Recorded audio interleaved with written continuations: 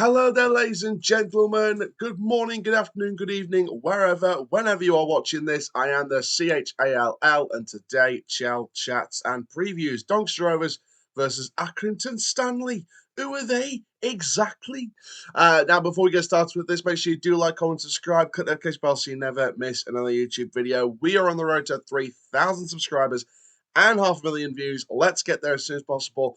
By the way, massive thank you. We hit 400,000 views in total. We are under 100,000 away from hitting the big 500,000, the big 500,000. We are so close now. And the sooner we hit it, the sooner we change this intro into we are on the road to 3,000 subscribers and 1,000,000 views, which would be unbelievable to say. I can't believe I'm saying it now, actually. So let's get to 500k as soon as possible in views. Go watch back over the old videos. Got plenty of content coming daily.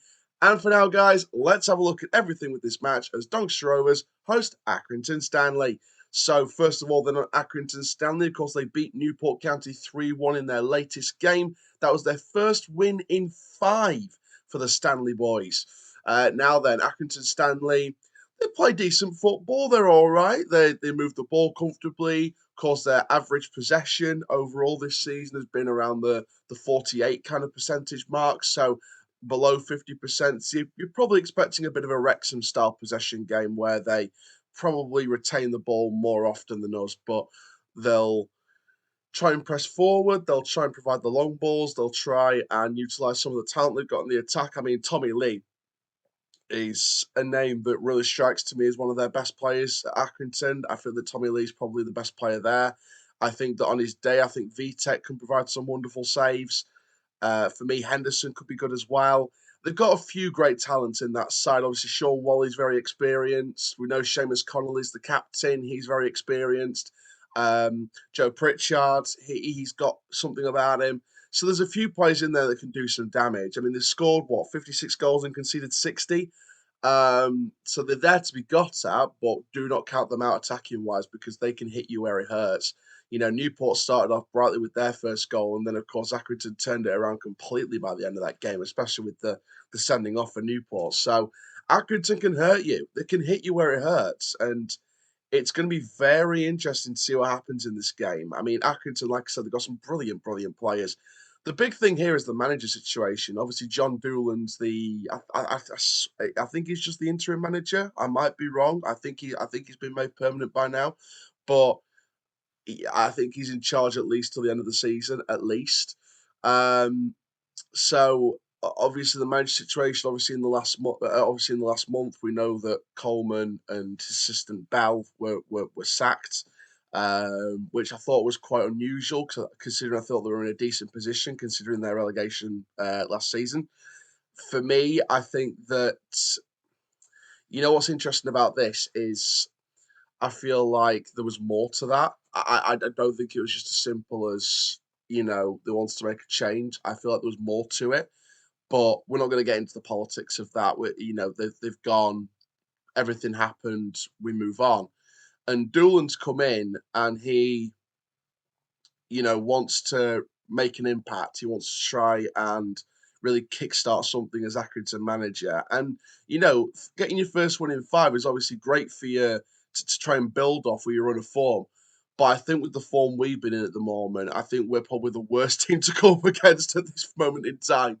I feel like we're the worst opponent to come up against at this moment in time. So for me personally, I feel like Accrington could be in a world of bother, depending on what happens. Yeah, Jack Nolan for me is one of Accrington's main players, though. He scored 14 goals this season. He's been providing some threat down the right. He had a great game against Newport, in my opinion. And for me, I feel like he's definitely one of Accrington's top players that we've yet to mention.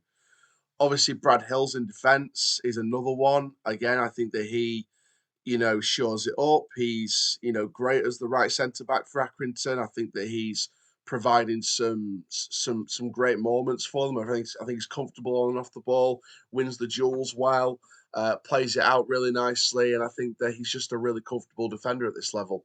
Like I said, Joe Pritchard earlier, Sean Wally's experience. You've got Tommy Lee, who's in my opinion, one of the most valuable assets, and I've never shied away from that.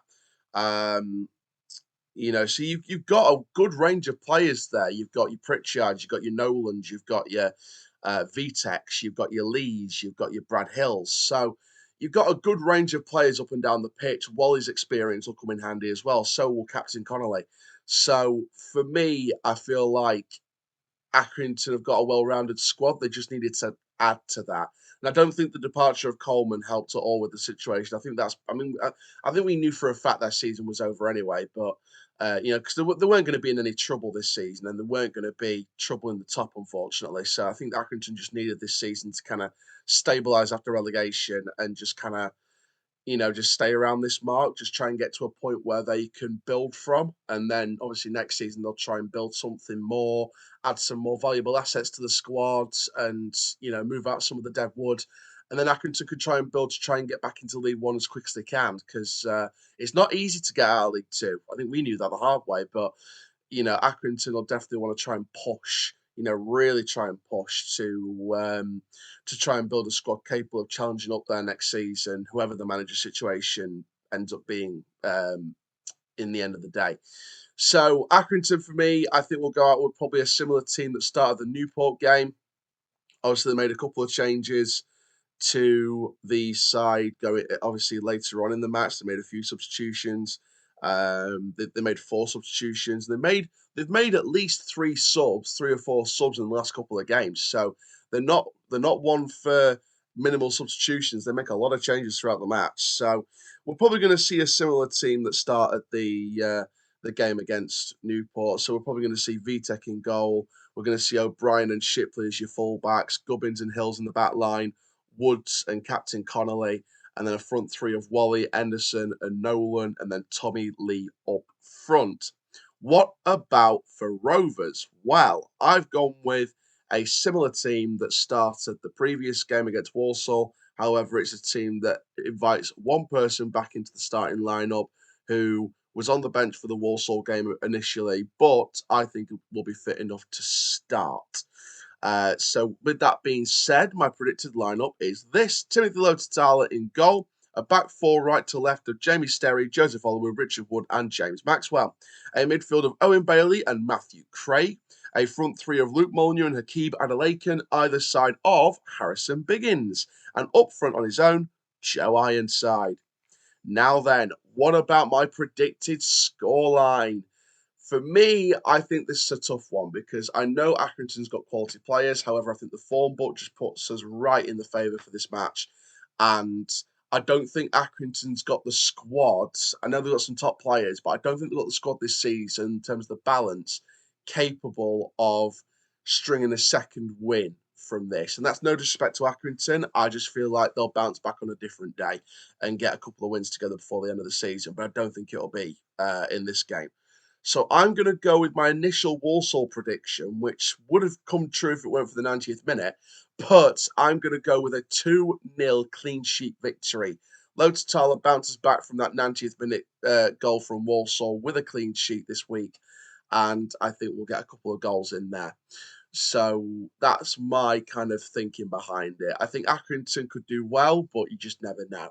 But there we go, guys. Thank you very, very much for this match preview. Make sure you do like, comment, subscribe. Stay tuned for Press Talk this evening with Tom Coates of the Yorkshire Post.